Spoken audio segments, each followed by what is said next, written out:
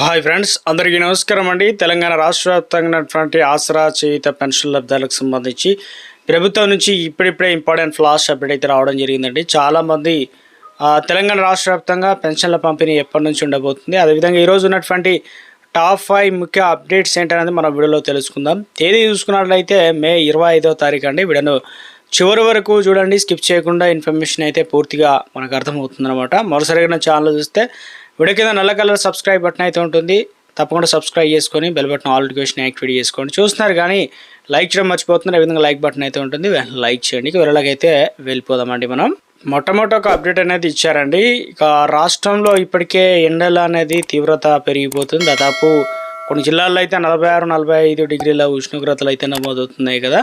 అయితే ఈ తరుణంలోనే ముఖ్యంగా రాష్ట్రంలో ఎండల తీవ్రత దృష్ట్యా ప్రభుత్వ యంత్రాంగం సిద్ధమైందనమాట. సో రెవెన్యూ శాఖ మంత్రి పొంగులేటి శ్రీనివాసరెడ్డి అధికారులకు ఆదేశాలు కూడా జారీ చేశారు. ఇక రానున్న 3 రోజుల్లోనూ వడగాలుల ప్రభావం ఎక్కువగా ఉంటుందని వాతావరణ శాఖ హెచ్చరికలు అయితే జారీ చేస్తున్నందున జిల్లా కలెక్టర్లు అందరూ కూడా అప్రమత్తంగా ఉండాలని చెప్పేసి అధికారులకు ఆదేశాలు అయితే జారీ చేశారు. రోజు రోజుకు పెరుగుతున్నటువంటి ఉష్ణోగ్రతల కారణంగా తీవ్ర వడగాలుల పరిస్థితుల నేపథ్యంలో శనివారం సచివాలయంలో ముఖ్యంగా మంత్రి అత్యవసర సమావేశాన్ని అయితే ఏర్పాటు చేయడం జరిగిందనమాట. సో ఇక ఇందులో భాగంగానే ఇక తెలంగాణ రాష్ట్ర వ్యాప్తంగా మంత్రి పొంగులేటి శ్రీనివాసరెడ్డి సీఎం రేవంత్ రెడ్డి సూచనల మేరకే వడదెబ్బకు సంబంధించి ఎవరైతే వడదెబ్బ తాకి మృతుల కుటుంబాలందరికీ కూడా 4 లక్షల చొప్పున పరిహారం అనేది ఇవ్వాలని చెప్పేసి ఇందుకు సంబంధించి ప్రక్రియ అనేది త్వరితగతిన కూడా కంప్లీట్ చేయాలని చెప్పేసి ఆదేశాలు అయితే జారీ చేయడం జరిగిందనమాట. సో ఎలా గుర్తిస్తారు ఏంటి, ఇందుకు సంబంధించి రాష్ట్రంలో అత్యధిక ఉష్ణోగ్రతలు నమోదవుతున్నాయి. ఇటు గ్రామాలు, మండలాలు, సో ప్రత్యేకంగా అక్కడి ప్రజలు ముందస్తు హెచ్చరికలు కూడా పంపాలని, సో అదేవిధంగా మీడియా గ్రామ స్థాయిలో ప్రకటనల ద్వారా అప్రమత్తం చేయాలని చెప్పేసి ప్రజలందరికీ, సో ప్రజలకు అవసరమైనటువంటి సమాచారాన్ని ప్రతి గంటకు చేరవేయాలని చెప్పేసి ముఖ్యంగా అధికారులకు ఆదేశాలు అయితే జారీ చేయడం అయితే జరిగిందనమాట. ఒక అప్డేట్ అనేది ఇచ్చారు.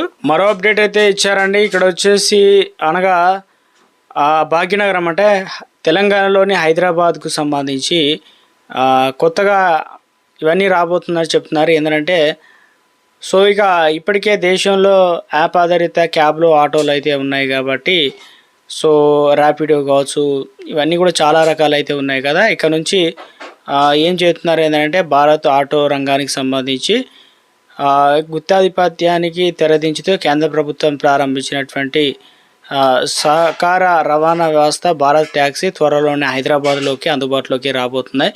ప్రస్తుతం ఓలా, ఊబర్, ర్యాపిడో సంస్థలు ఉన్నాయి కదా ఈ రంగంలో. అయితే వీటిలో లక్షలాది మంది డ్రైవర్ల సభ్యులు అయితే ఉన్నారు. అయితే ఇటీవల కాలంలో మారిన ఆయా సంస్థల విధానాలు విసిగిపోయిన డ్రైవర్లు భారత ట్యాక్సీ సేవలు వీలైనంత త్వరగా ప్రారంభించాలని తాజా సంస్థలు అయితే కోరుతున్నారనమాట. దీనివల్ల డ్రైవర్లకు ఎక్కువ ఆదాయం వస్తుంది, అదేవిధంగా ప్రయాణికులకు ఎంత ఛార్జ్ తీసుకోవాలో అంతే తీసుకోవడం జరుగుతుందన్నమాట.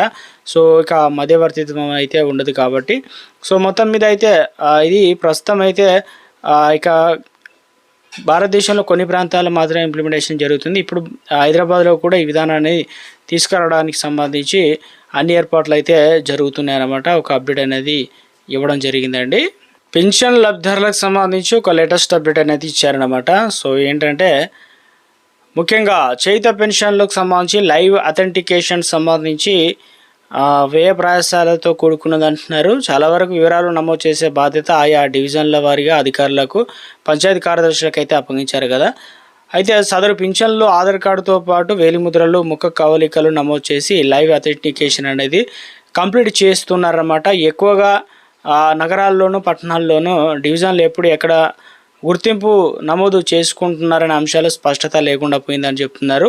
నగరాల్లో అయితే కొన్ని డివిజన్ల రోజుకు చోటికి శిబిరాలు కూడా మారుస్తుండడం, వృద్ధులు, వికలాంగులకు ఇక నాయకుల ఇండ్ల చుట్టూ తిరుగుతున్నారు. పెన్షన్ సంబంధించి ఇది కంప్లీట్ చేసుకుంటేనే మనకు వచ్చే నెల పెన్షన్ అనేది ఇవ్వడం జరుగుతుంది కాబట్టి మరికొన్ని చోట్ల కార్పొరేటర్ ఇండ్లలో కార్యాలయ శిబిరాలు ఏర్పాటు చేయడం రాజకీయ విమర్శలకు దారితీసింది.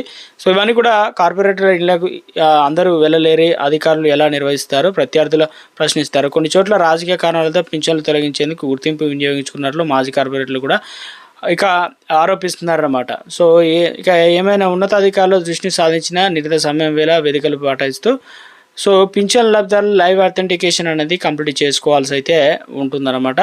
సో ఎందుకంటే మీరు తప్పనిసరిగా పెన్షన్లకు సంబంధించి లైవ్ అథెంటికేషన్ అంటే పగటిపూట దాదాపు 11 గంటల నుంచి 4 గంటలకు బయటికి వెళ్ళొద్దన్నమాట.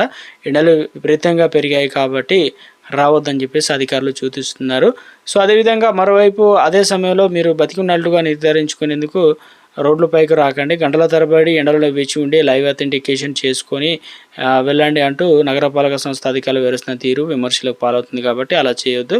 సో ఇక ముఖ్యంగా చూసుకున్నట్లయితే తెలంగాణ రాష్ట్ర వ్యాప్తంగా సో చేయుత పెన్షన్ లబ్ధిదారులకు సంబంధించి ఆధార్ కార్డు తీసుకెళ్ళి వేలిముద్రలు, కళ్ళు, ముఖ కవలికలు అప్డేట్ చేసుకోండి. ఇక ముఖ్యంగా చూసుకున్నట్లయితే ఈ ప్రక్రియ కూడా ఉదయం 10 గంటల నుంచి సాయంత్రం 4 గంటల వరకు మాత్రమే ఉంటుందని చెప్తున్నారు.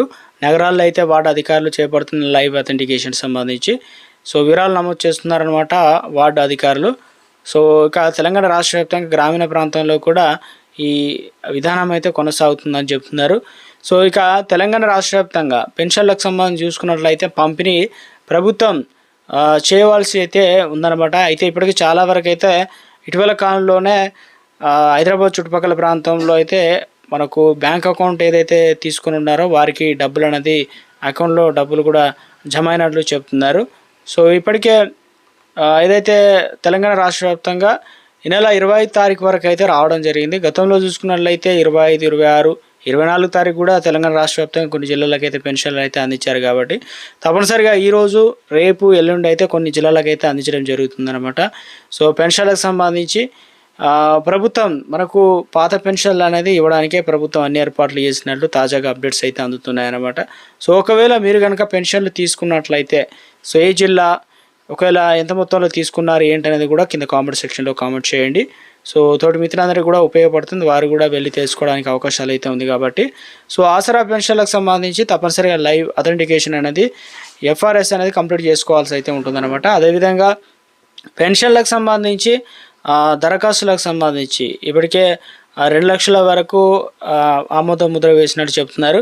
త్వరలో జూన్ 2 తారీఖున పెన్షన్లకు సంబంధించినటువంటి కొత్త పెన్షన్లు ఎవరు ఏంటి అనేది కూడా అర్హుల లిస్ట్ అనేది ప్రభుత్వం ప్రకటించడానికి అన్ని ఏర్పాట్లు చేసినట్లు అధికారుల నుంచి అప్డేట్స్ అయితే అందుతున్నాయి అన్నమాట.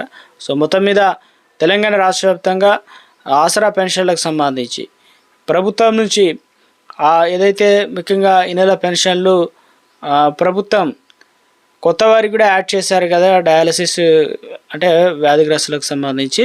సో వారికి నెక్స్ట్ నెల నుంచి అయితే మనకు అందించడం అయితే జరుగుతుందని చెప్పేసి మంత్రి సీతక్క అయితే తెలియడం జరిగింది. దాదాపు 2000 చిల్లర మందికి అయితే లిస్ట్ అనేది ఒకటి రిలీజ్ చేయడం అయితే జరిగింది అనమాట. ఇది ప్రస్తుతం ఉన్నటువంటి కొన్ని ముఖ్యమైన అప్డేట్స్ అనమాట ఆసరా పెన్షన్లకు సంబంధించి.